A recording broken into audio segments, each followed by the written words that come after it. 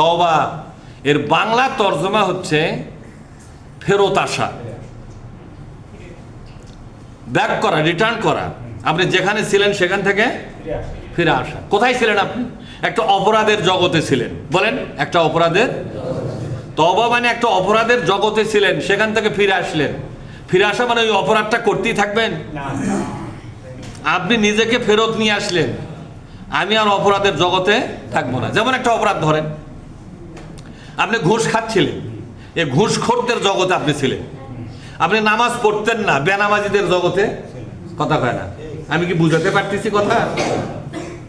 নামাজ না পড়াটা কোন জগতে ছিলেন আপনি? নামাজিদের জগতে না বেনামাজিদের জগতে ছিলেন? আপনি রোজা করতেন না, কোন জগতে ছিলেন? বেরোজাদারদের যে জগৎ, সেই জগতে ছিলেন। এবার ব্যাক করলেন, ফিরে আসলেন। কোথায় আসলেন তাহলে? রোজাদারদের কাতারে সামিল হলেন।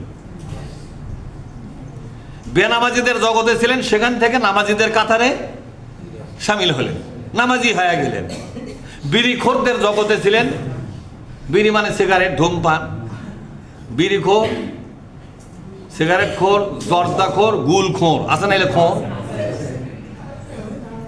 জর্দা, জুমা ঘরের মধ্যে বসে থেকে জর্দা খায়। এই জন্য আপনাদের দায়িত্ব হলো যে অপচয়ের জগতে ছিলেন আপনি, এই অপচয়টা বাদ দিয়ে মিতব্যয়ীদের জগতে ফিরে আসলেন। মিতব্যয়ী কারা? যারা প্রয়োজন ছাড়া কোনো খরচ, যে খরচে আল্লাহর কাছে আসামি হওয়া লাগবে না, সেই খরচ করে তারা। কি কি পারপাসে খরচ করলে আসামি হওয়া লাগবে বলেন তো?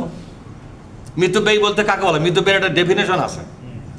মিতব্যয়ী তাকেই বলা হয় যে খরচের পেছনে তার বিরুদ্ধে কোনো মামলা হবে না, আল্লাহর দরবারে কোনো মামলা হবে না, এরকম খরচকে বলা হয় মিতব্যয়ী। সম্মানিত ভাইয়েরা,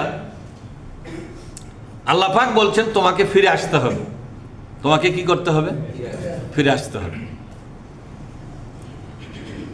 ইন্নামাত তাওবাতু, নিশ্চয় তাদেরই তওবা কবুল হবে, আল্লাহি, আল্লাহর কাছে তাদেরই তওবাই কবুল হবে। লিল্লাযিনা ইয়ামালুনা সুআ বিজাহালাতিন, না জেনে না বুঝে, আবেগে পড়ে বা শয়তানের ষড়যন্ত্রে পড়ে, কিংবা কোনো অপরাধ চক্রান্তে পড়ে, বা কোনো শক্তিমানের শক্তির জাতাকলে পড়ে গিয়া কোনো অন্যায়টা করে ফেললো, হয় কি হয় না?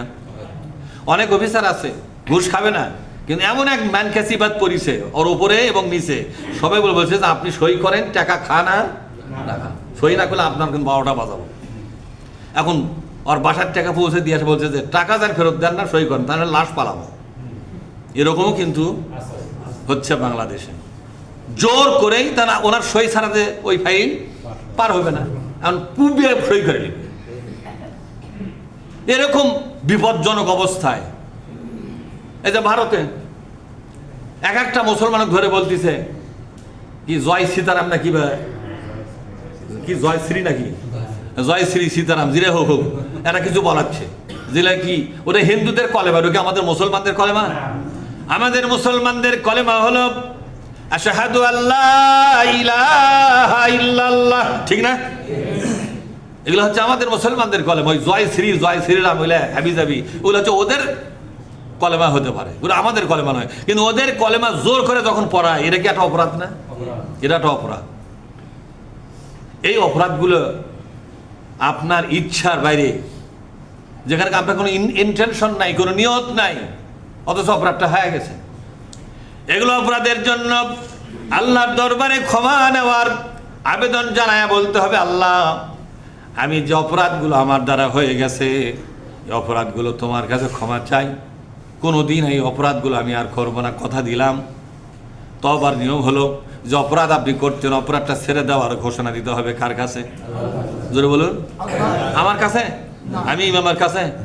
হুজুর আপনি সাক্ষী থাকেন, এই অপরাধ আজ থেকে আমি করবো না। আমি তোমার অপরাধের কি করবো? আমি সাক্ষী থেকে কি করবো? বরং আমি সাক্ষী থেকে তুমি বলে, ঠিক না ঠিক, তোমার অপরাধ আমরা সাক্ষী বানাবা কা? তুমি তোমার অপরাধ তুমি বুঝবে, আর স্বয়ং কে বুঝবে? তার সাথে তুমি মিনিমাইজ হও। আর একটা হলো তওবা করতে হবে। যে ব্যক্তির কাছে আপনি অপরাধ করেছেন, ওই ব্যক্তির কাছে সংশোধন হওয়া লাগবে।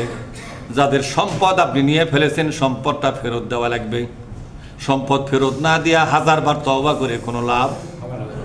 সারা জীবন ঘুষ খেয়েছেন, চাকরি চলে গেছে, তওবা করতেছে, আল্লাহ তুমি ঘুষের সব অপরাধ মাফ করে দাও, আর জীবনে ঘুষ খাবো না। তোর ঘুষের অপরাধ মাফ করবে কে?